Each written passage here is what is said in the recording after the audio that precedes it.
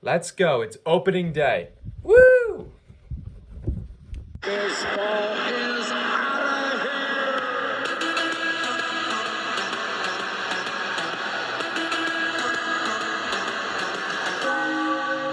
Hello, folks. I'm your host, Jeremy Hadler, and today we'll be talking about MLB standing predictions and who is going to win the World Series in my predictions.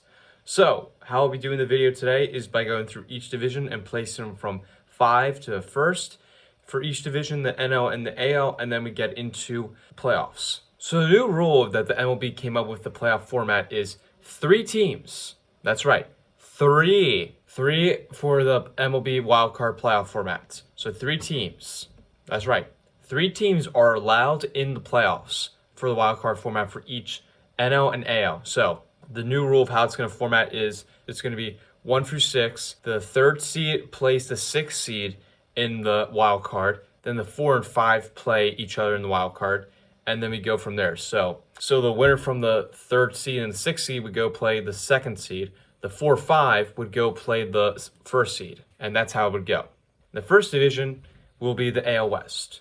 And coming in 5th place for the NL West is the Oakland Athletics. Now the Oakland Athletics, they rebuilding. They're trading all their good assets. They got rid of some key guys like their pitching, Matt Olson. They traded to the Braves. Let Starling Marte go. They let a bunch of guys go, and they also traded Chris Barrett. The Athletics are kind of in a rebuild. They've been going into the playoffs for wild card for many years, and they haven't got over the hump. So the Oakland Athletics think rebuild and just try it all over again is what they were trying to do. So I don't think the Athletics are going to do well this season. I think they're going to tank, and they're going to try and get high draft picks. There's nothing really special about the Athletics. Coming at number 4, I have is the Los Angeles Angels. Now, do the Angels have the best 2 baseball players in the MLB right now? Yes. But is that enough to make the team go to the playoffs? No, it's not enough. Now, you got Shohei Ohtani and Mike Trout. Great players. The pitching is not great. They got really 2 guys. And Mike Trout hasn't been to the postseason since 2013. They got to do a lot better job. The Angels have got to do their job because right now, Angels don't look like it right now. They just don't, in my opinion. I don't see them going anywhere this year. I just don't see them doing well, especially with no one else besides Trout and Ohtani. Coming in 3rd place, the Texas Rangers. Now, the Texas Rangers did have a pretty good offseason. They signed John Gray, Corey Seager, Yasemian. So those guys are going to be pretty good for the Rangers and help them definitely get to where you got to. It's not enough, in my opinion, because the AL is big, and I don't think the Rangers are there yet. I think they got to take another step, especially in that pitching, because they have 1 or 2 guys. That's pretty much it, though. They need more. They just need more than 1 or 2 guys. If they can keep it going, then they should be able to do better. Might have a good season. They might be a sleeper team, but I just don't think they're going to make the playoffs because the AL is so big right now. Coming in 2nd place, the Seattle Mariners. They were a sleeper team last year. They did get Robbie Ray, a Cy Young candidate from the AL last year. They got Robbie Ray. I think the Mariners have great hitting. They're a very young team. The pitching, they did get some 2 guys I like. I don't think it's good enough to win the division because you got the Houston Astros, and the Houston Astros are still loaded. Mariners, they're going to be a good team. They can definitely make the wild card. I can see that happening. I think they're going to do pretty well. Finishing in 1st and winning the AL West, I have is the Houston cheating Astros. Y'all remember what happened with the Astros in 2017 and 2019. They cheated. But other teams did cheat, like the Red Sox and the Yankees. They cheated also. We all know it. But the Astros, they lost Carlos Correa to the Twins, but they still have a great starting rotation. They got Justin Verlander still. They still have great pitching in the bullpen also. Plus, they have hitting. They still have the good hitting aspect too. But I still think they're going to be a pretty good team. I still think they're going to be pretty good. They did add relief help with Hector Neris, who Hector Neris can be a solid guy. I definitely think the Astros are going to be doing very well, and best team definitely in the AL West. I think there's no question about it. So I have the Astros winning the AL West. On to the AL Central. In 5th place, we have is the Kansas City Royals. Now, Kansas City Royals, they haven't been great since the 2015 World Series run when they won the World Series. They haven't been great since then. Player is Salvador Perez, who's very good. He's an all-star catcher. They really don't have that many guys left. They really don't. They really just have no guys left. They really don't. So I think they're tanking, and they're not a great team this upcoming year. I don't see them doing very well. Coming in fourth place, I have is the Detroit Tigers. They almost got Carlos Correa this offseason, but then Correa backed out. They still have Miguel Cabrera, who isn't himself that he was back a decade ago when he got the Triple Crown winner. They're just not a team I see contending. They're not like a threat to the AL. So for right now, I think the Tigers are just not going to do much in this division. So I have the Tigers finishing in fourth place. In third place, I have is the Cleveland Guardians. Now, they just signed Jose Ramirez to a 5-year extension, their third baseman, who's pretty great, and he's definitely an all-star. They got some good guys. Cleveland still has, they can be a wild card team. Do I think they're a threat to the AL? No. Do I think they can be good? Yes, they can definitely be good. So I'm putting the Guardians here because I just don't think they're going to be better than the Twins or the White Sox, definitely, but Cleveland still has some good pitching. The hitting, it's getting better. Ever since they let go of Francisco Lindor, they let go of other guys, I think this could be still a good team. It just depends on the consistency with this team. If they're more consistent, then they can pull it off. I think Cleveland can pull it off. I think Cleveland can pull it off, maybe to sneak in as a wild card team, but to sneak in as a wild card team, that could definitely happen. But for right now, I have to put them in third place. In second place, the Minnesota Twins. The Minnesota Twins, they were not great last year. They were not. I had them last year, I think, very far in the playoffs. That certainly didn't happen on my predictions, did it? So Twins, I definitely think they can finish in second place. One, because of Carlos Correa, they signed him in the offseason to be their shortstop, which is a pretty good move. They still have Brian Buxton in the outfield, who's a very good player. And their pitching is still good. Despite losing Jose Barrios, I still think this is a good team. They can definitely sneak in. They can definitely get in, but the way I see them to AL, not really. Deep threats at all, so I feel like they can still make it in somehow. I still think they can. Going off with the Twins, I think they will do well. For right now, I just don't think they're going to make the playoffs. They can definitely make it, but in my predictions, I just don't have them making the playoffs. And then finishing in first place I have is the Chicago White Sox. The White Sox, I love their pitching. You got Lance Lynn, Lucas Giolito, and Dylan Cease. They got very good pitching. This team can do very well in the pitching aspect. I also love the White Sox bullpen too with Liam Hendricks, who's definitely one of the best closers in the league. He can help the White Sox close games out right away when you need to. So White Sox bullpen should be still pretty good with Liam Hendricks coming in because he can close out those games real quick, and it should be very good for the White Sox. So going into the lineup, you got Tim Anderson, Jose Abreu, Yo Moncada, AJ Pollock, Yasami Gandil. They got 1 through 6 are their best guys. Definitely a great offense to have there. Gold Glove winners like Tim Anderson and Jose Abreu, who was an MVP candidate last year. So the White Sox, they should be a very good contending team. They are an elite team right now. The problem from last year with the White Sox was definitely their injuries was the concern for them. The hitting wasn't consistent when you looked at the playoffs. It was not consistent when you faced against the Astros last year. I think that changes around definitely when you had the new addition to the guys. I think the White Sox are going to be one of the best teams in the AL. Definitely they're going to win the AL Central. I think this is the team to beat. You must in the AL. This is the team you have to beat. You got the AL East. In fifth place, we have the Orioles. No one's surprised there.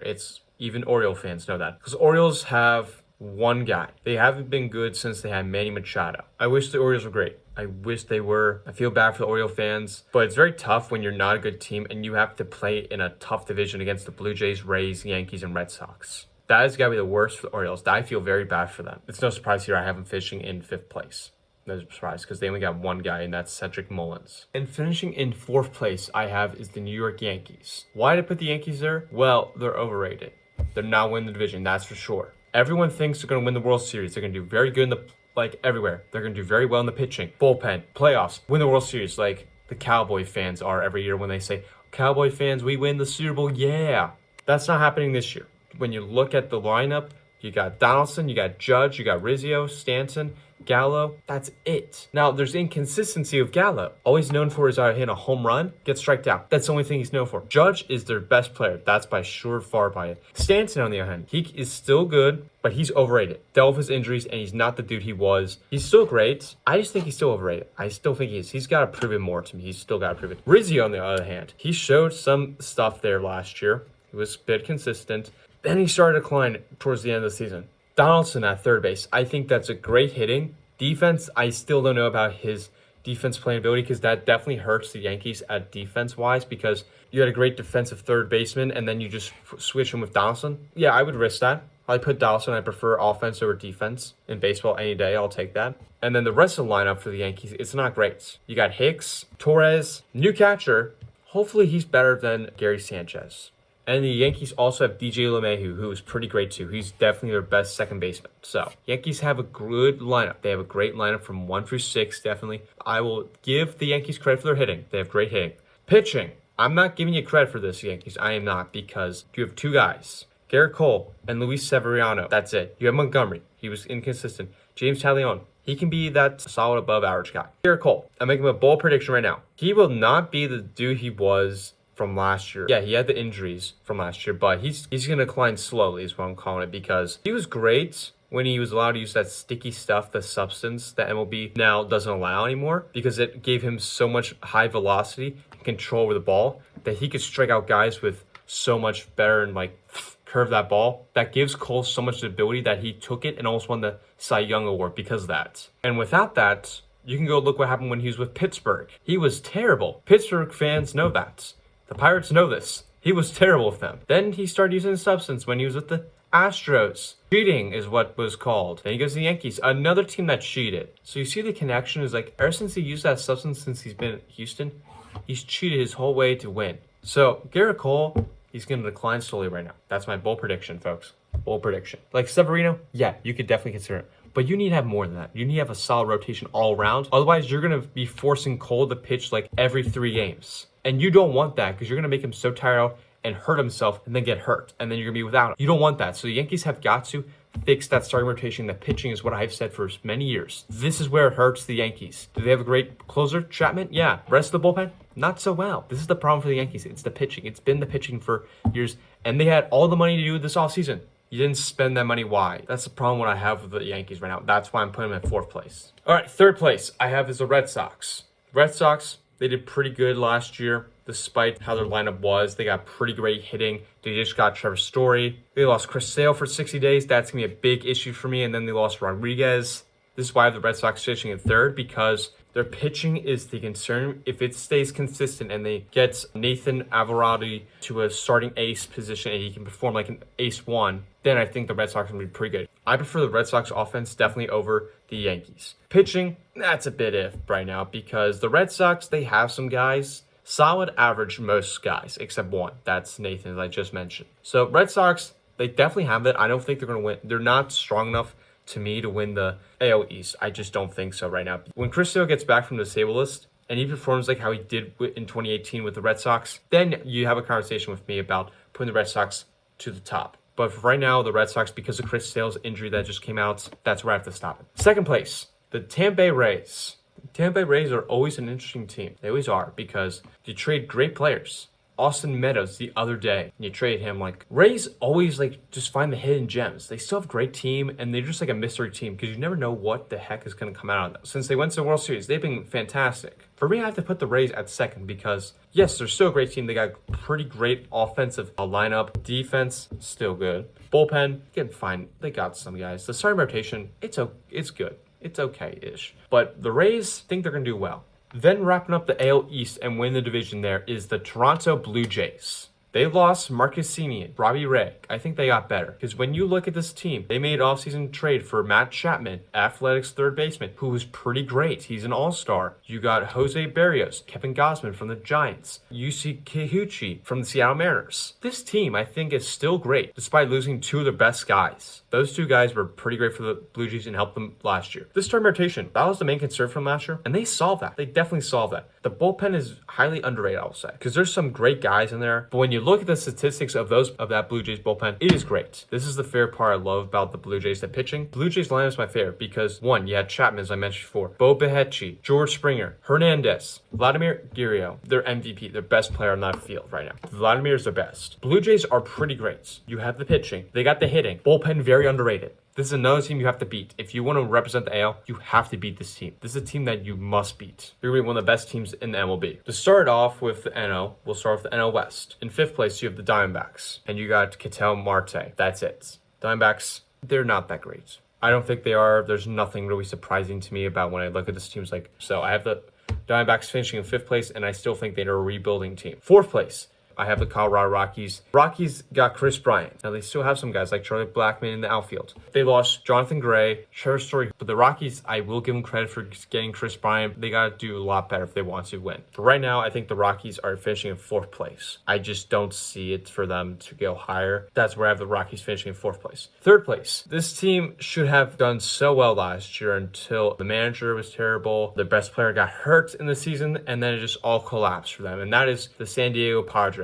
They still have great lineup, good pitching. The manager was the problem for me last year because he had a World Series contending team and didn't even get them to the playoffs. I still think they can be good. It's just, how are they going to overcome Tatis's injury? Because he's not going to be ready by opening day, and he's going to be out for like the first few months. Gives other teams in the NL, and especially their division, the NL West, to literally capitalize on that and hurt them for not having Tatis and create that huge lead for them to get closer to the postseason than the Padres. And I have to see how this team does better, because of last year they should have definitely done better. But right now I'm going to put them in 3rd place. When Tatis comes back, then the Padres have a chance at making the postseason. But right now, I don't think the Padres are going to make it because of Tatis's injury. In 2nd place, this team won the division last year. I have the San Francisco Giants in 2nd place. The reason why I put the Giants there instead of the top, because the Dodgers are definitely a better team. Did they lose some guys? Yes. Buster Posey, you had Kevin Gausman, their starting guy. He left. They still have good pieces. They have good hitting. I'll also give them that. 2 guys in the pitching. Bullpen,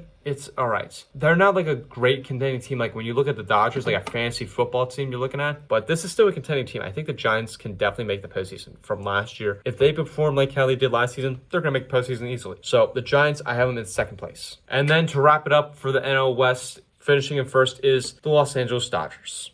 Now the Dodgers, they have so many guys. Do I want to name all? No, I do not. They're best team in the MLB for many years, and they're like being a fantasy football team where you can just pick the best players out you want, make those trades, sign those guys. It's a bit of annoyance, especially for MLB fans, because they got Freddie Freeman, World Series MVP. You got Mookie out there. The Dodgers really only lost Corey Seager, and they lost some bullpen guys. They lost their closer. They lost Corey Nebel, who went to the Phillies. That's all the Dodgers lost. They're still better than what they were last year. Like, when you look at this team, it's still great. So for right now, pitching, still up. Bullpen, that's the only big concern I have, is who's their closer going to be and how well is he going to do. That's the only concern I have for the Dodgers. Next division we have is the NL Central. 5th place, it's Pittsburgh. It's the Pittsburgh Pirates. Pirates have no one. They got Brian Reynolds.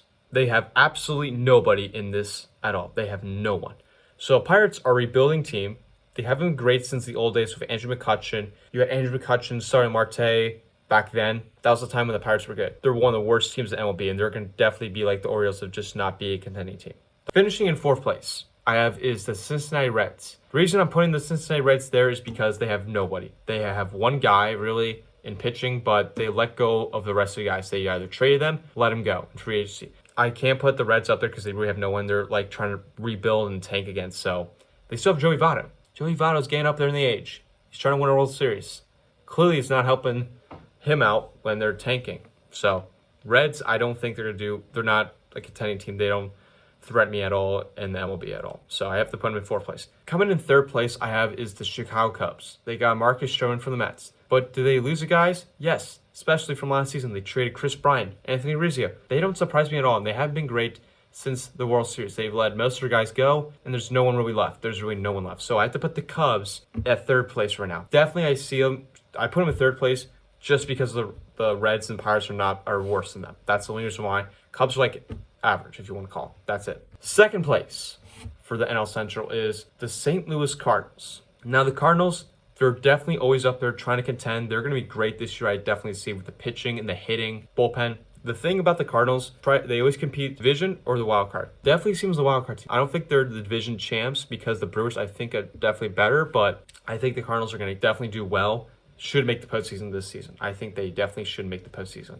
In 1st place, I have is the Milwaukee Brewers. The Milwaukee Brewers are a fantastic team when you look at the starting rotation, outfield, infield, everywhere I look at, the bullpen, the pitching. But do they have some great outfield like Lorenzo Cain and Yelich? Yeah, they do. But the pitching has really stuck out to me because you had Josh Hader, You had Cy Young candidate last year. You have 2 great pitchers in MLB. This is a great rotation I love about the Brewers and the bullpen. The thing that's always concerned me about the Brewers is their hitting consistency. The Brewers, they always are great in the regular season. Postseason, that's been the concern for the Brewers. Last division in MLB is the NL East. So to start off with 5th place, I have is the Washington Nationals. They've let go of most of their guys since the World Series. Anthony Rendon's gone. He let Bryce Harper go a few years ago.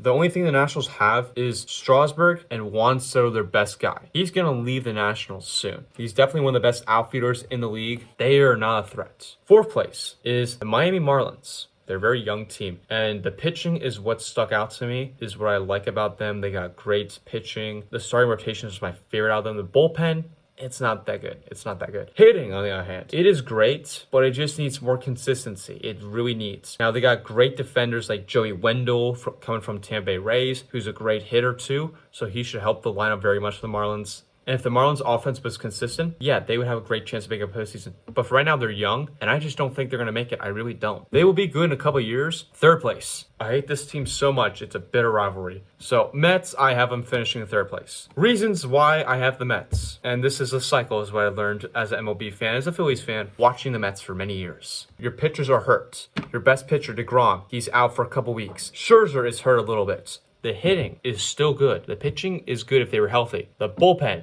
it's overrated. Edwin Diaz, overrated. He's not that great. I don't care. He's blown so many games every year. They think they're going to win the World Series. They're going to do so well. And the hit injuries from day one, opening day, get hurt. And the Mets go like down. They go so down, decline. They're an average team. Offense lineup, yeah, it's great. Paper, excellent. When you get on the field, where is that at? You never see on the field for the Mets. That's a concern to me. They're never great on the field. Paper, great. Look at that. Paper. On the field, it is terrible. This is why the Mets finishing in 3rd place. 1, because of the DeGrom injury, and they're never consistent. They're never great on the field. That's been the problem for the Mets. 2nd place. I'm not going to be biased. It's my team. Now, the Phillies did have a good offseason. They did add some key weapons for the offense. I definitely think this is the team that can compete for the postseason. 2nd place, definitely, in this NL East. Tight division. Reasons why? The hitting. It's very great. This is going to be one of the best offensive lineups in the league. Pitching. It's underrated. Not the bullpen. Bullpen, we all know that's terrible. The starting rotation, I think it's highly underrated. Because when you look around it, it's great. Nola, he will rebound this season. Eflin, he's solid. They have it in themselves. Like Suarez came out of the bullpen last year and just did amazing. He's solid. Kyle Gibson, he was solid for the Phillies too when he came in. When you look at this rotation for the Phillies real quick, you got a spread around solid key guys. You got solid pitchers, and you got Nola if he rebounds to have 2 like star caliber. The offense lineup, you got the outfield, Schwarber, Castellanos, Harper. You got JT, Hoskins, Segura, new rookie, Bryson Stott, who's performing so well. And then center field, you have Mickey Moniak. They have it. The bullpen, it's terrible. We all know it's terrible. They have like 2 or 3 guys. But the Phillies, this is their time. You have like everything you need. You have the hitting. You got the starting rotation. Bullpen, we have to see if it does better. Defense is the worst thing about the Phillies. This is their time. It's either playoffs or bust right now for the Phillies. Then to wrap it up, in 1st place in the NL East is the World Series champs from last year, is the Atlanta Braves. They got better, I'll say. Despite losing Freddie Freeman, their best player. Pitching, they got some good relief pitching from that. The hitting, they're getting Acuna back. They're getting Ozuna back from a suspension. This team, I still think it's going to be competitive. It's not going to be the team that they were last year. Yeah, they did lose a guy and they were about to like not make the postseason, and then somehow they win the World Series. I just don't think they're going to be that team. I don't think they're going to be like that World Series team that we saw last year. And now we get to the postseason. So for the postseason, go wild card, division, champs, and then see who represents the AL. Then we'll go to the NL. Then I'll choose my World Series winner by the end. So the first match I have is the 3rd seed and the 6th seed. And that is the Houston Astros winning their division since they were the 3rd seed. The 6th seed that's just barely making the postseason, I will say, is the New York Yankees. I think the Yankee fans have wanted this forever. They want their revenge. They've wanted it back for so long. So I'm going to give it to them. I think the Yankees beat the Houston Astros in 4 games. I still think the Astros are a pretty good team, but I like the Yankees odds. I like to choose them because they got passion in their heart. They want to have revenge and they got motivation. They got a lot of motivation and want to destroy the Astros. So I think because of the motivation wise, they're going to beat the Astros, I think, in 4 games. I really think that's going to happen. So Yankee fans, you can be appreciative of what I gave you. Then going to the next game we have is the Tampa Bay Rays taking on the Red Sox. So I have the whole AL East making it except the Orioles. Sadly, Orioles didn't make it. The Rays and the Red Sox. This is going to be a tight series. I really think it is. When you look at the pitching, Chris Sale's going to be back.